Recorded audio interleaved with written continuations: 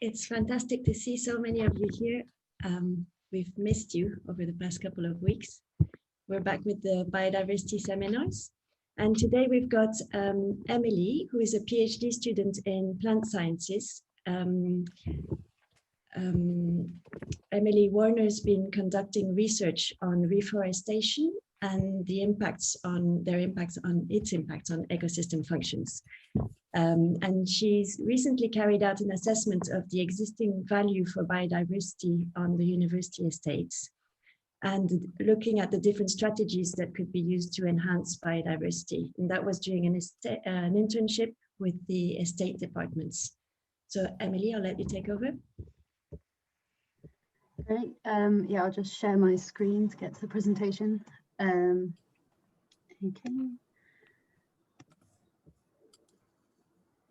That's great. Cool. Just go to the slideshow. Yeah.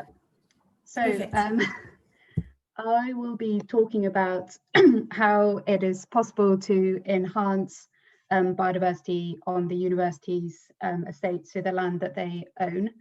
And this was some work that I did as part of an internship with the estates team earlier in the summer. So at the start of lockdown, I was doing this internship remotely.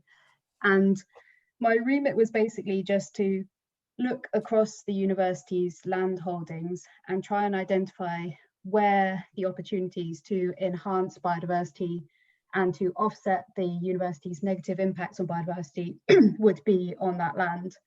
So yeah, it was a really interesting thing to do, and it was, I guess, quite exciting to see that across the land that the university owns, there's quite a lot of opportunities to do things for biodiversity, but at the same time, trying to fit this into a framework that will then go into this sustainability strategy, maybe made it, I had to think about it in a much more structured way rather than just be like, wow, look at all these amazing things we could do. We should definitely do them, which would be my opinion, and try and be a bit more kind of objective about it and work out which things would be most valuable and most cost-effective ways of increasing biodiversity on the university's estate.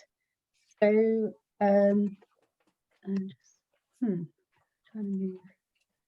Okay, there we go. I can move my slides forward.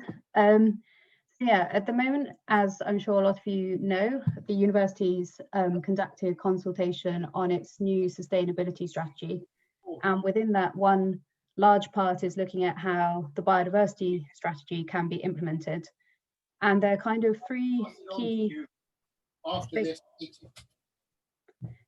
key statements within that outline strategy of relevant to biodiversity that I was looking at. So where are the opportunities to increase and enhance green spaces, natural vegetation and biodiversity? And then what are the opportunities to mitigate the university's current environmental impacts and restore habitats and improve biodiversity? And then this kind of links to their aim to have a quantifiable biodiversity net gain target associated with all of their developments. So every time the university does a development project in the future, they're going to make sure that they can show that they've actually increased biodiversity as a result of that development.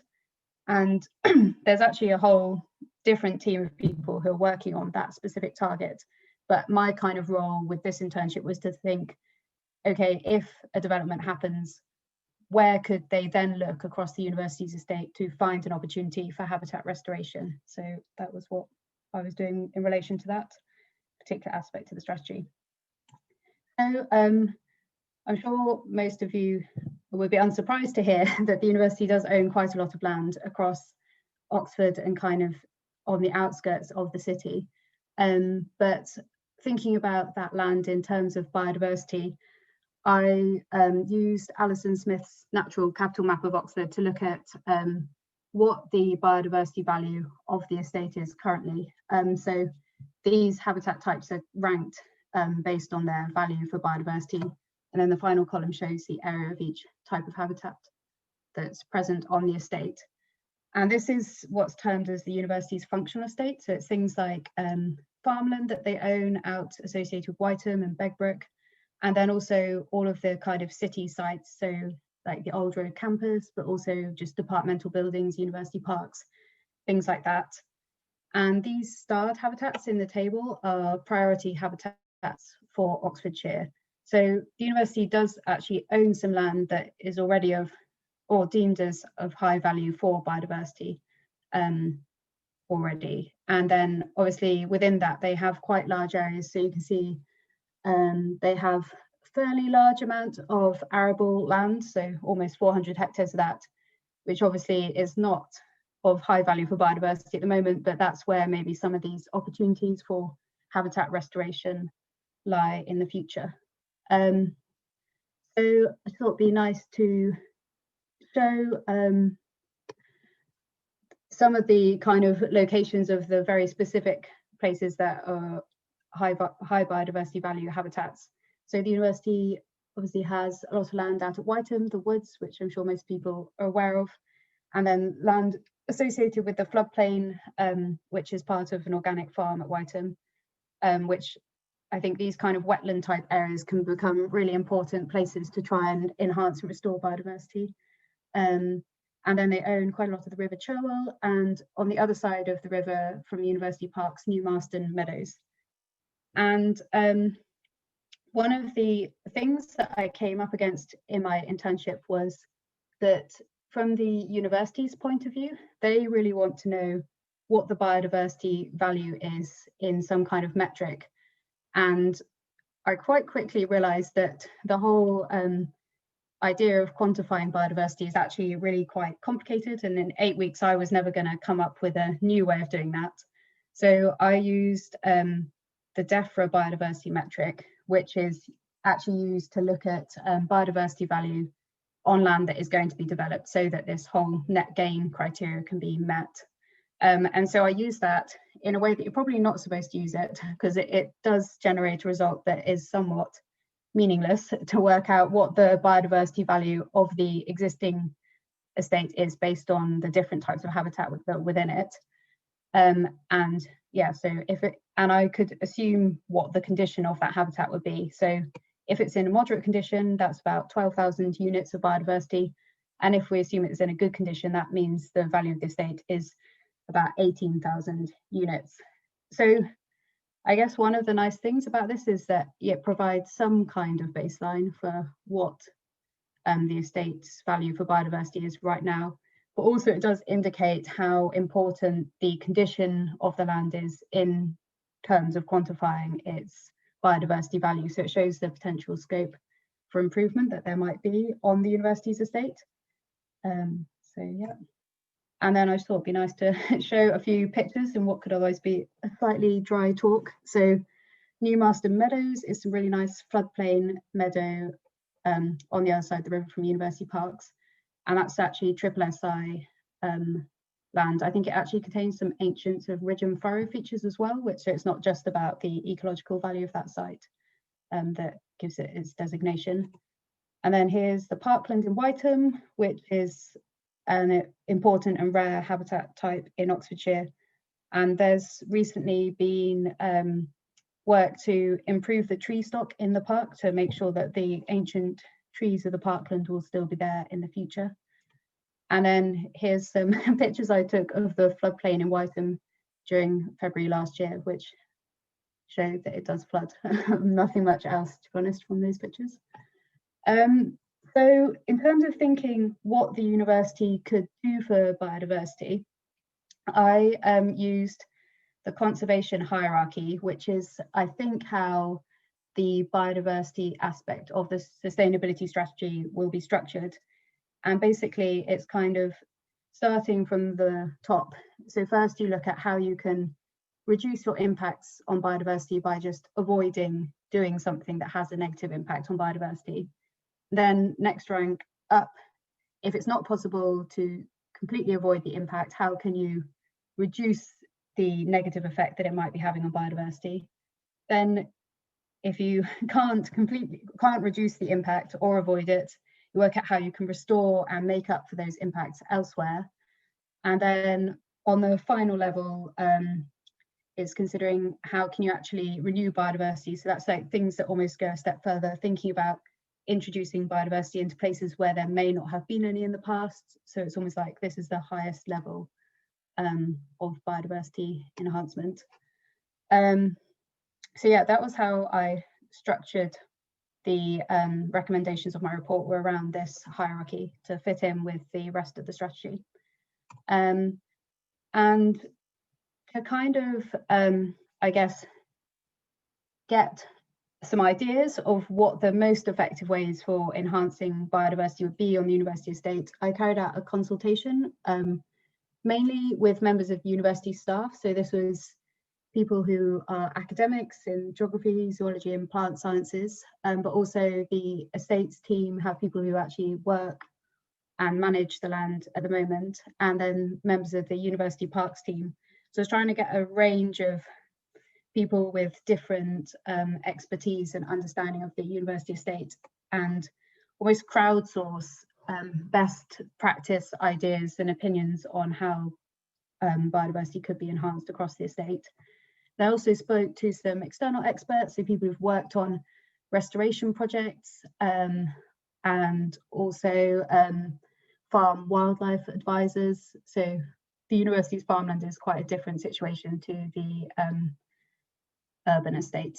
And then I also spoke to 4 DPhil students who are carrying out research on these areas, as I thought it's good to have some student representation in this consultation. So my approach was to look at whereabouts on the estate could a biodiversity enhancement action be applied, and then think about what the benefits would be. So where possible, I was calculating using the Defra metric what the gain in biodiversity would be with that given action, but also thinking about other benefits, so other ecosystem services and ways in which an intervention might actually give opportunities for education or research or some kind of wider but less tangible benefit for biodiversity. And then I obviously considered, would there be any negative consequences of an action? And finally, trying to estimate how much it would cost. So I think in terms of working with the university estates team on their sustainability strategy, thinking about kind of the amount of biodiversity gain per unit cost is something that's really important for them when they're working with strict budgets to meet their sustainability targets. So I'm just going to briefly run through the different options that I identified within and structure this around the conservation hierarchy.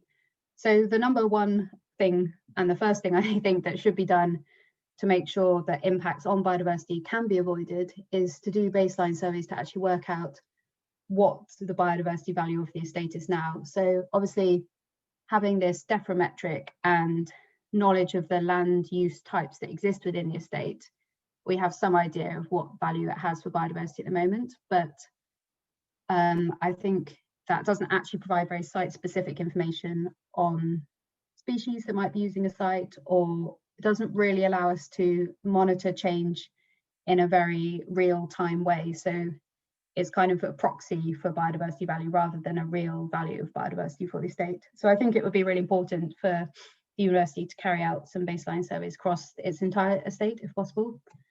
And then the next thing I think is important is that all of the sites that are known as being of very high value for biodiversity at the moment are in good condition. So these red circles indicate the triple SIs that the university owns within its land holdings.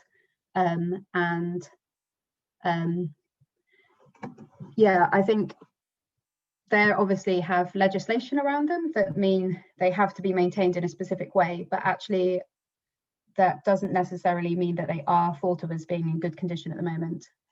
And then finally, something that came up quite a lot in my consultation was thinking about the urban tree stock, particularly on the university sites, and trying to make sure that this is enhanced into the future, as well as being something that we enjoy and value right now. So to give an example of then considering the benefits, the costs, and the trade-offs, I'm not going to show this for every single one, but my report I can send to anyone who's interested in seeing it, and it's also, I think it should be available on the sustainability website for the university. So yeah, that's there if anyone wants it.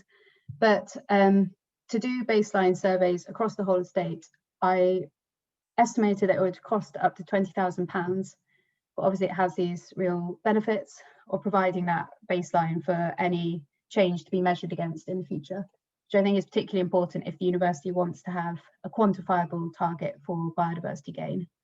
And then trade-offs, the only thing that I could think of was that actually the data is only as useful as the way it's used. So if this information is gathered, but there's no one to sort of coordinate or use the data in the future, then maybe there's no point doing it. Yeah, then in terms of minimizing impact, so that's thinking about actions that the university is taking now that might be having a negative effect on biodiversity, how can they be minimized? So in the urban estate, that's probably thinking about things like the amenity grassland, so grassland on playing fields or in the university parks or associated with a department or something. Can nutrient and pesticide inputs be reduced in those areas and in all horticultural areas? And then thinking about maybe loss of habitat for birds, bats, invertebrates across these sites, those could be replaced, or an opportunity could be provided for those groups of species by putting up nest boxes. And then on the agricultural land, obviously this land is owned by the university, but it's usually tenanted out to farmers. So its primary objective is to be used as agricultural land for food production. So if that's going to continue into the future, how can that be done in a way with the smallest negative impact on biodiversity? So this is probably quite familiar to a lot of people, the sort of interventions that you could do on this type of land. So things like buffers around the land. So for example, on the Whiteham estate, the farmland comes up to the edge of the woods, and thinking about how that edge could be softened so that the woods are less impacted by whatever's being done on the agricultural land. Think about improving hedgerow management and establishing new hedges, and then maybe the tenants would be willing to enter into agri-environment schemes. Or if agricultural practice is going to continue, could there be a transition to something like regenerative agriculture with much lower inputs into the system and more conservative kind of soil disturbance and things like that? So the example of costs and benefits that I'm showing you from my report here is for the amenity grassland. And these are a couple of pictures from a project in Dorset, which was to enhance road verges. And so on the university estate, there are 29 hectares of amenity grassland, and it would be possible to increase the biodiversity value of that. So if we imagine it's in a poor condition now, we could increase it by 110 units in the Defra metric terms. But if we were actually to change that amenity grassland into something much more like meadow, so neutral grassland would be the habitat type, then you get a much bigger improvement in biodiversity value of those sites. And in my research into this, I found case studies that actually suggested that when this is done, it actually leads to a reduced cost of maintaining those grasslands, because I guess you're mowing them less frequently, don't have to put any inputs onto them. But there are challenges logistically in training people to change completely from mowing a lawn to managing it as a meadow, and maybe need different equipment to do that. And also potential negative perception from the public of messy land rather than useful playing field or something like that. Then looking at opportunities for restoration and making up for negative impacts that are happening elsewhere. So one thing that came up during my consultation, which was actually quite a nice idea, was the idea that you could actually restore specific populations of invertebrate species. So predominantly butterflies were the examples that I came across, by introducing their food plants even in urban sites. So I think, for example, at St Hugh's College, they've introduced the brown hairstreak to their gardens just by planting blackthorn. So a few other examples are given, like sallows support the purple emperor, which is present in Whiteham. Introducing elms can support the white letter hairstreak, and a few other different butterfly species that could be restored. their populations restored by planting their food plant. And then on a larger scale, thinking about habitat restoration opportunities. So I just highlighted the rough area where some of the university's arable land is. I could imagine maybe doing woodland restoration projects in those areas. So particularly on the Whiteham estate, there are isolated pockets of ancient woodland within the farmland that could potentially be reconnected up to the main woods. And then there's quite a lot of improved grassland on the farmland at Whiteham, which we could imagine being transitioned back to traditional meadow management, just through changing the management regime. And then also opportunities for wetland creation and marshy grassland restoration in the areas of the land that flood more frequently. So to give an example of how much a wetland restoration project might cost and what its benefits would be, hypothetically, I identified 20 hectares on the Whiteham estate that potentially could be converted into wetland. And the cost seemed quite variable for this based on my research. So it could cost between £250 and £9,000 a hectare. So this could be like a very expensive project, but it does lead to quite a big increase in biodiversity value in that location. The trade-offs are maybe you're losing agricultural land. So if that's something that's being farmed by a tenant farmer, it would obviously lead to some kind of renegotiation of the contract, or they would have to be very on board with this kind of project. And then finally, in the category renewing biodiversity, so thinking about introducing biodiversity into locations where we're not just restoring something that would have been there in the past. In the urban environment, there's lots of interest in things like urban greening, creating habitat corridors. So I think naturally, the city of Oxford actually has quite good kind of green corridors that run through the city, but these could potentially be enhanced, especially where the university owns land that creates this kind of corridor naturally, like along the River Cherwell. Introducing butterfly banks, which are sort of areas of where you create a mound of chalky rubble and sow wildflowers that benefit pollinators and butterflies. And they would usually be done in quite an urban location. And then on the agricultural land, this would be thinking about something like complete agricultural transformation. So things like rewilding projects. But also I thought within this category that it's an opportunity to think about the less tangible benefits that the university could have for biodiversity through things like creating and sharing knowledge. So new research opportunities, but also opportunities to communicate the value of biodiversity to students and staff and other users of the sites. And maybe think about contributing to local habitat restoration networks or research networks. So an example, this is a butterfly bank. Basically, you would put some kind of chalk rubble into a site and plant it with wildflowers. And what's interesting with these kind of statement projects in the urban environment, particularly that I found, is the small size of them tends to mean that their biodiversity value, when calculated, particularly with the Defra metric, is seen as being really quite low. But maybe the other benefits to do with education and engagement and well-being benefits mean that this is going to be more valuable than its simple 0.21 units increase in biodiversity. But they do tend to be quite expensive projects for their small size and sometimes logistically more complicated.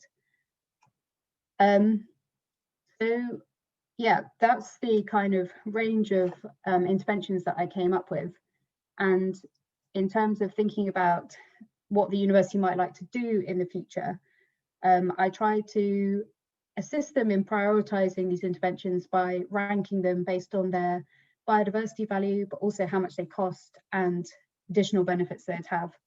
So I categorised things as being of low biodiversity value if they just had a very small impact on biodiversity and maybe only occurred across a very small area, through to the high value interventions where large areas of new habitat would be created and or a very high value area of biodiversity is protected.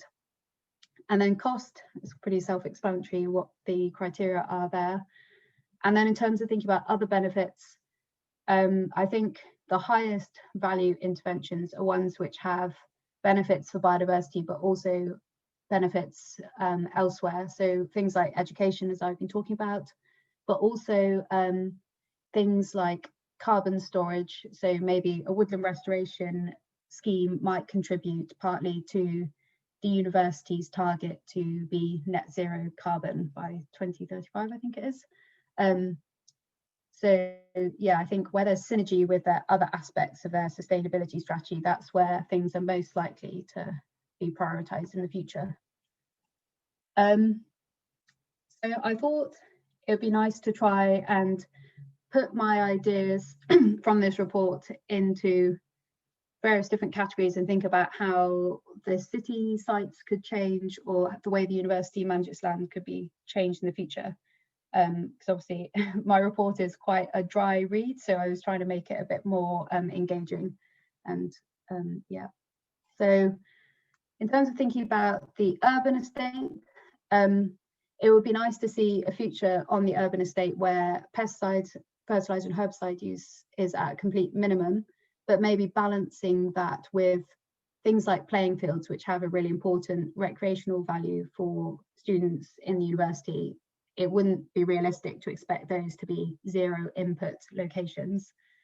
Thinking about where trees and hedgerows can be introduced on urban sites, and especially these ideas and projects to introduce plants that benefit specific invertebrate species, and then changing the management of all the amenity grassland more towards meadow management. I think that could be a really nice way of engaging with the users of the sites as well. So yeah, and then with thinking about the development projects that the university has, so at any given moment, I think the university always has quite a few developments going on. And I think what is really important with these is to think about from the outset how biodiversity can be considered with any new development. So things like trees in urban sites, they have to be thought about right from the start of a project to make sure that the mature trees are going to be suitable for that location. And also thinking about introducing hedgerows and managing them better. And I think just as a bare minimum, the expectation would be that native plants and things like nest boxes would be included in the development just as a kind of bare minimum standard. And then I guess with some of these developments where habitat might be being lost for biodiversity as a consequence of the development, it's thinking about where can habitat be created in the new site, or thinking about what offsetting should be done off-site. And this is something, yeah, there's a team called OxPOC who are working on this question of making sure the university can achieve 20% net gain in biodiversity with all developments in the future. And I think this links back to the habitat restoration opportunities that I indicated on the farmland. They might go ahead as a project because the development is occurring somewhere else where biodiversity might be being lost. Although that said, I think a lot of the developments that the university does tend to be more on brownfield sites, so maybe the magnitude of biodiversity loss will never be high enough to need a huge habitat restoration or creation project off site. So yeah, and then thinking about the agricultural landscape, yeah, could imagine that if agricultural practice is going to continue exactly as it is, it would be nice to see agri-environment scheme grants being used where possible, and thinking about introducing hedgerows and trees and creating field margins around the agricultural land to try and reduce as far as possible the impact that it has on surrounding landscape. And I do think, having seen some of the farmland out at Whiteham, that more could be done for biodiversity just even on this kind of level. Although it would be very exciting to see proper restoration projects going ahead on some of the agricultural land as well. So things like meadow restoration, wetland restoration. There are fens in Whiteham Woods that have recently been restored, and I think there are still some areas of fen that they're going to be restored in the future, and creating things like ponds. But what would be really exciting and came up quite a few times in my consultation was the idea of maybe carrying out a completely new novel project like a rewilding project or a transition to a completely different agricultural practice, and doing that alongside a new research project, because I think this is very scalable to some of our existing research knowledge gaps in the UK, thinking about land use change across the country. I think there's a lot of interest in this, not just in terms of the university's biodiversity strategy, but just the whole new environmental strategies that are coming in terms of policy would benefit from research in these areas as well. So I think that could be really exciting to see the university doing something along those lines. And then I think a really big opportunity on the urban sites is to prioritise things that increase communication and contact with nature. So although urban greening and butterfly banks and things like that might have a fairly minimal benefit for biodiversity in real terms, they might have a really important role in communicating to students or visitors to the university how valuable or how highly the university values biodiversity and wants to consider its impact on it. So all of those people that pass through this institution, which is obviously very influential, take that away with them to whatever they do next. So that's something I felt quite passionate about at the end of my internship, but realised it was quite hard to communicate what the value of this would be for biodiversity, because it's hard enough to quantify biodiversity in terms of change in like a known habitat type, let alone trying to say what is the effect of changing someone's opinion on biodiversity that will influence everything they then go on to do. And then again, things like thinking about how research can be optimized to support these kind of knowledge gaps in the future. So why should we take action for biodiversity, or why should the university take action for biodiversity? I think firstly, it's important that the high value biodiversity sites that the university does own are maintained in a really good condition. There's kind of almost a moral imperative for them to look after those areas, but obviously there is legislation that means the SSSIs have to be protected, so they obviously will be. But also to think about offsetting the negative impact that the university has on biodiversity. So things like developments have an obvious negative impact on biodiversity. But what was really interesting was that during my internship, I was also talking to people within the estates team who are trying to calculate the negative impact that the university has on biodiversity through its supply chains. And the finding of that project was that negative impact is magnitudes greater. I can't actually remember what the figures are, but it's far greater than the direct negative impact that the university has on biodiversity. And I think even if they did every last thing that they could possibly do for biodiversity on the land that they own, they wouldn't offset their wider negative impact that might be because of the products they're buying or supply chains that come from overseas. So it's actually hugely complicated to try and offset that negative impact, because I guess organisations are starting to think much more about indirect impacts on biodiversity that they have, which is great to see, but also I don't envy them the task of trying to work out how to offset that. But also, yeah, as I've said repeatedly, I think it's important to take action for biodiversity to enhance that engagement and connection with nature that people using the sites would have. And in terms of education and research, how can we optimise those things using the land that the university owns and the opportunities they might have to do research if they were to undertake some of these new projects.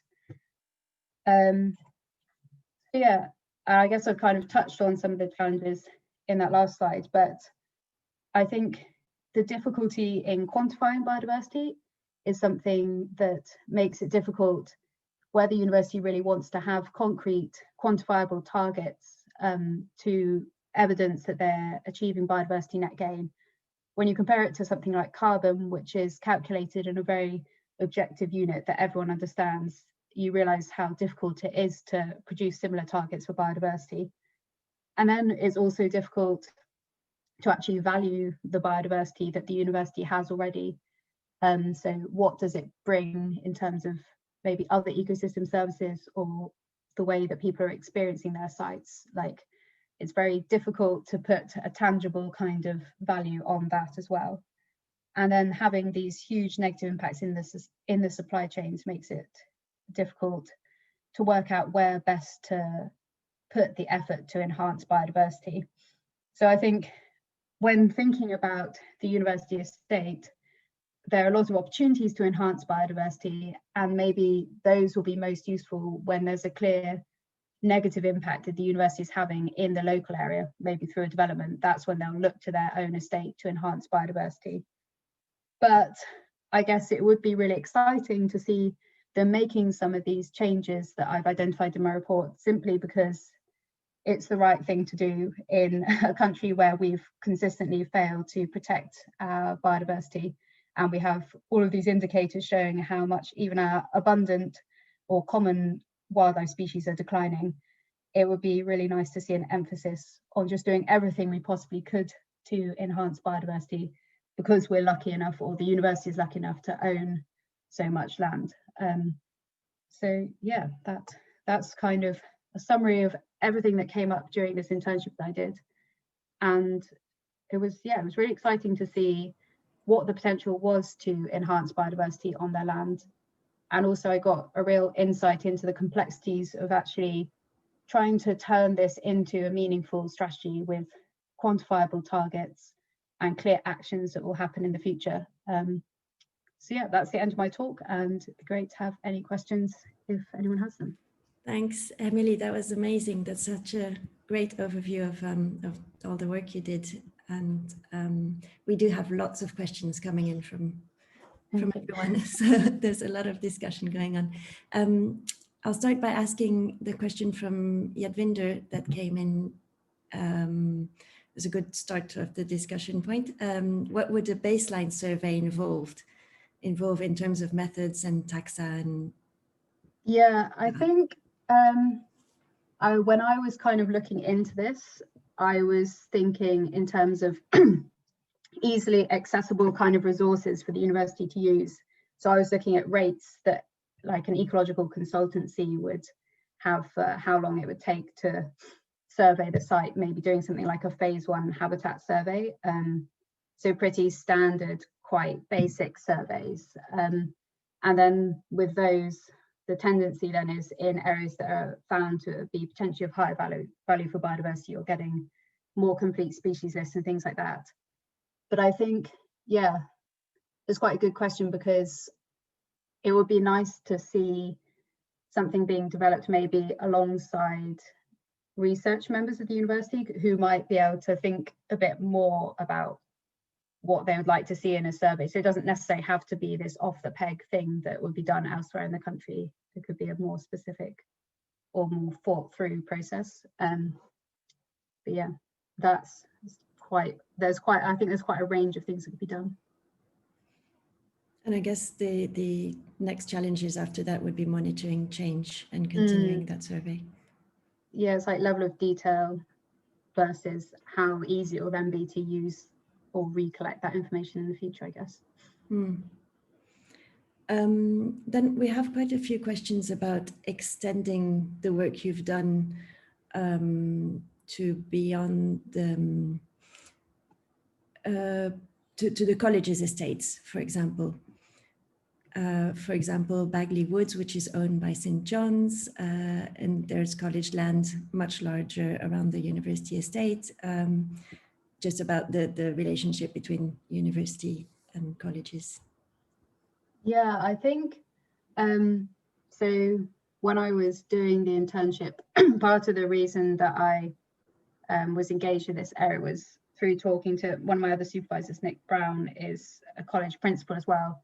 And he was kind of keen to create some sort of framework that might apply to the university itself, but also could then be extended to be the sort of standard practice for how the colleges might deal with their sites and land that they own as well. So yeah, I guess once something like this exists, I think the colleges would probably follow suit. And I'm also aware that I think Kathy Willis is leading a college's biodiversity network that is aiming to think about all of these things as well. So I think there's a lot of this kind of stuff is happening simultaneously in the colleges as well as in the university. But yeah, I don't know a huge amount about what real change will actually happen with the colleges. And I guess they've seen the study you've produced. Kathy has it, so yeah. So just Seri says that intervention needs to be considered on a landscape scale rather than individual projects. So again, it's about this scaling, applying these projects at scale. Yeah, I think because when I was doing the consultation, I also spoke to some local ecologists, so someone from Wild Oxfordshire, and also Judy Webb, who's an ecologist in the city. And from speaking to them, it was like their real interests were in the priority habitats for Oxfordshire, but also thinking about kind of networks and connectivity and trying to do things that are meaningful beyond just the university's estate and land that they own. And I think, yeah, that's really important, I guess, is that whatever the university does is integrated into what matters for the rest of the county. Yeah. And then we have two questions that are kind of linked from Yadvinder and Will Langdon. Great talk. Thanks for all the work you've done on such a short time scale. And so how much of this has been taken up by the university's sustainability strategy, and what are the big issues that the university has not yet taken up? And then the question from Will is, in making the report, did you come across any examples of similar academic institutions that have successfully implemented strategies like the ones you've researched? Yeah, so I actually don't have a huge sense of how this report has been or is being integrated into what's going forward with the sustainability strategy.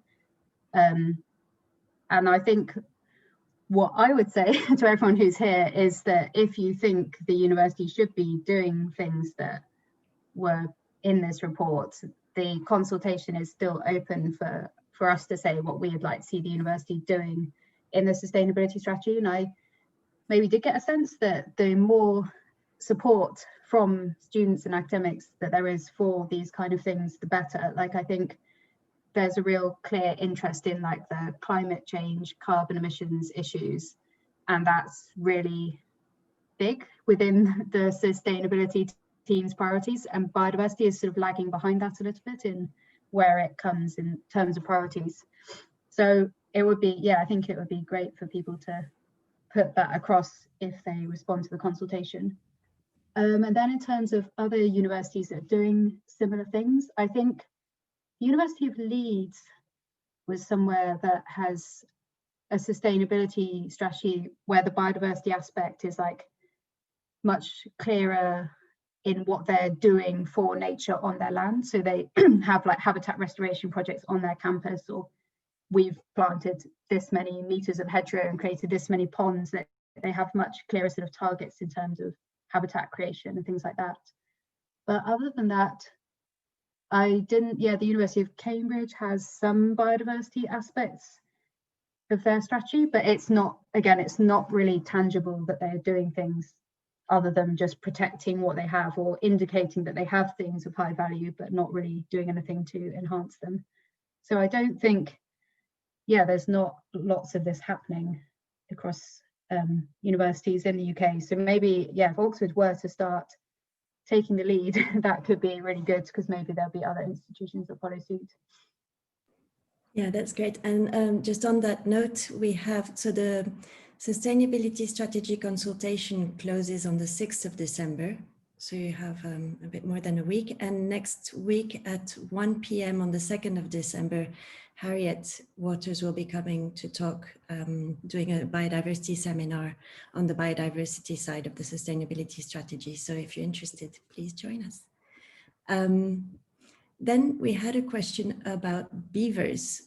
would beavers be a cheaper way to restore the wetland, or is it more complicated than that?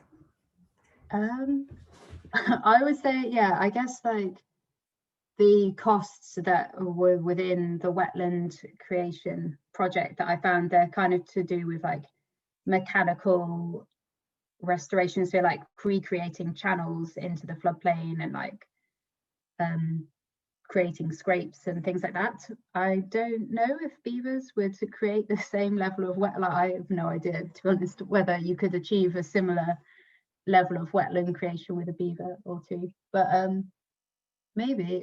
I don't know. I think it would certainly be a very flagship way of doing that kind of project, but I would imagine that like in the sites that the university owns, which are basically farmland adjacent to a river, I don't think a beaver would be enough to recreate wetlands in that area. So probably it would need to be in combination with lots of other costly interventions as well. So yeah. Thank you. And then are the university holdings around New Marston Meadow land, which is not SSSI? There are some fields in that corridor with low current biodiversity value that might be improvable. So I guess it's looking at different areas in more detail. Yeah, I'm pretty sure they do own some. There are a couple of smaller fields that they own that might not have been in the SSSI, but I think most of that, like the majority of that, was SSSI already. So I'm not sure. Yeah, but again, yeah, I think there definitely are places like that where they've got some land adjacent to something really nice that they could do something with to restore habitat. Thanks. I think I'll ask you, so we have another few comments which are resources and wondering if you're working with the Thames Valley Environmental Records Centre and looking at baseline surveys. So I'll let you look at that in your own time. There are lots of great resources that have been proposed. People are asking if you could send a link to your report. I'll send it around to participants along with all the resources that were proposed here. And I'm wondering if anyone has questions they would ask or discussion points they would ask.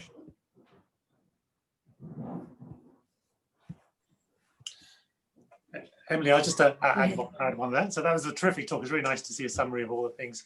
I was wondering around those, the floodplain farm, the organic farm around Whiteham and that floodplain area there. What, did you get a sense of what the current biodiversity status of that land is? Is it, would you class it as fairly well managed in terms of biodiversity, or quite poorly managed, or quite well? Is there a sense of that? I think the biggest sense I have is from talking to people like Nigel up at the woods, and I have like seen the land during the winter and things as well, but never been there in the summer. That it's not really, like, I think a lot more could be done for biodiversity, just even within the way it's farmed now. They could, tweaks to the management could have quite a big effect on biodiversity value. So it's not necessarily being managed in a way that's really good for biodiversity at the moment. But I think within the sort of floodplain area, there's some tiny bits of SSSI grassland or nicer grassland that exists that could be extended. So, and across the river, there's Pixie Mead and things. So it's very near to potential kind of sources of nicer bits of biodiversity and things like that. But yeah, I think they could do a lot more. Mm-hmm. Do you have a sense of what the problem is with the current management? What are the issues that could, in the management regime, what would be the easy interventions or the things that would change, would improve it? I got the impression even just small things like changing the grazing intensity or timing, or even doing things like just green hay introduction from a nicer bit of grassland. Like, I think they're quite simple things that could be tweaked rather than, it's not like it's being managed. Those areas, I don't think there are huge inputs of like fertilizer or anything like that, which on the other farmland, the grassland is very improved. But yeah. Thanks. I've been reading a lot about mob grazing lately. There seems to be well, yeah, there's lots of research being done on grazing intensities and varying location of grazing.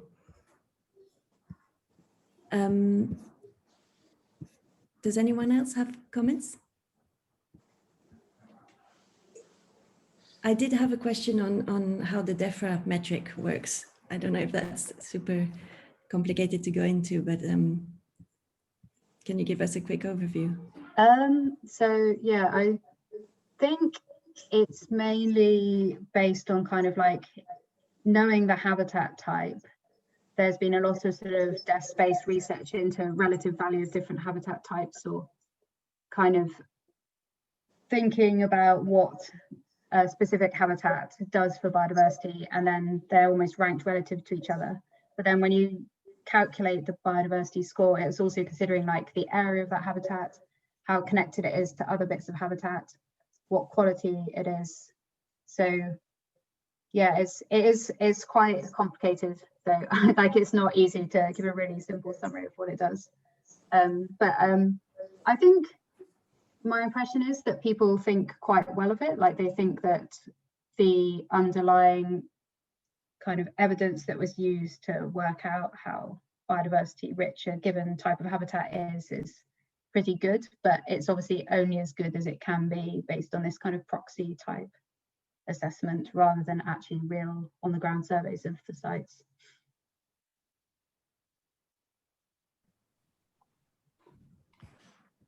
Hi everyone. Hi Emily. Nicely presented. Thanks. It was nice to see that again, actually, because we've sort of been focusing on your PhD chapters more recently, and it was nice to see that again. I just wanted to maybe say something on the management of the sort of the farmed areas of the Whiteham estate. So I think that, you know, the difficulty there is that they're kind of you know, rented out to tenant farmers. And I suppose that's sometimes on long-term contracts, I think. So obviously it's quite a sensitive issue of, it's difficult to kind of have a conversation about that without knowing the status of the, you know, the land really long-term. And obviously that's quite a sensitive issue. So, you know, because otherwise people start thinking, oh my God, they're going to get rid of my land or whatever. So that is a particularly tricky thing in a way, if you know, you're a landowner, but you've got tenant farmers on it, potentially with long contracts. And then you know, what the scope there would be for trying to encourage them to do initiatives. I don't, you know, that's a sort of middle way, right? You could either take the land back out of agriculture and decide to, you know, wild it in some way, or do something else with it. But I suppose a middle way would be to try. But of course, that could also be difficult because I guess you don't. There are probably no conditions on how the land can be used. So it's pretty much up to the person who's the tenant, I guess.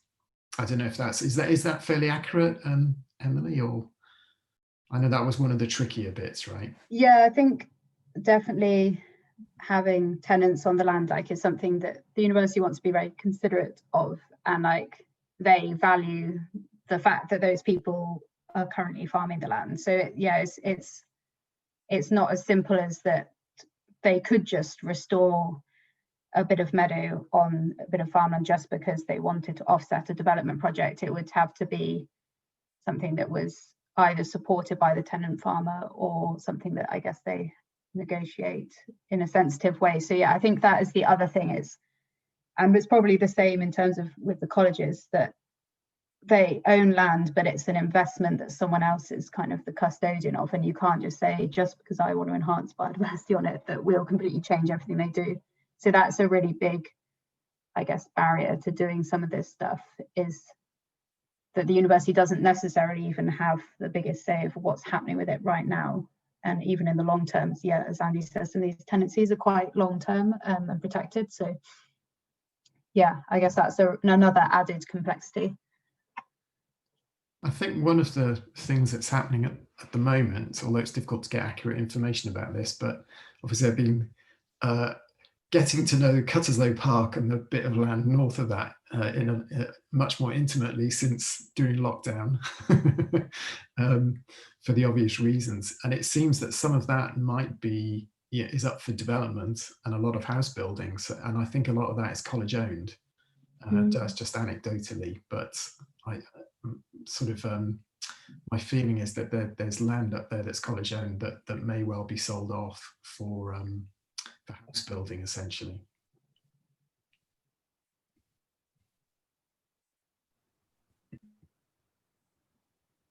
Thanks.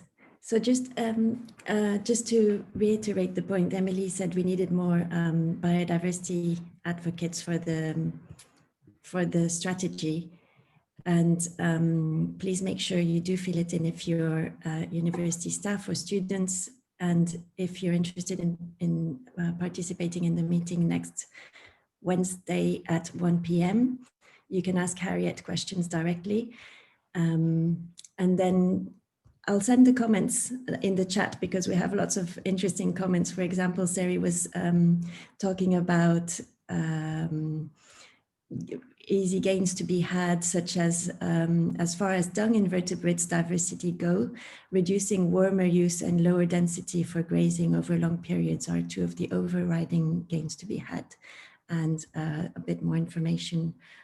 Also, Don Burnham from the Wild Crew Wilding has been looking at, who is jumping around, sorry, has been looking at soil invertebrates in a project. So I'll send that information around too. So I hope you've all enjoyed the talk, and I hope to see you next week for more on biodiversity and the sustainability strategy. Thank you. Thanks everyone for coming. Thanks for a brilliant talk. It was really cool.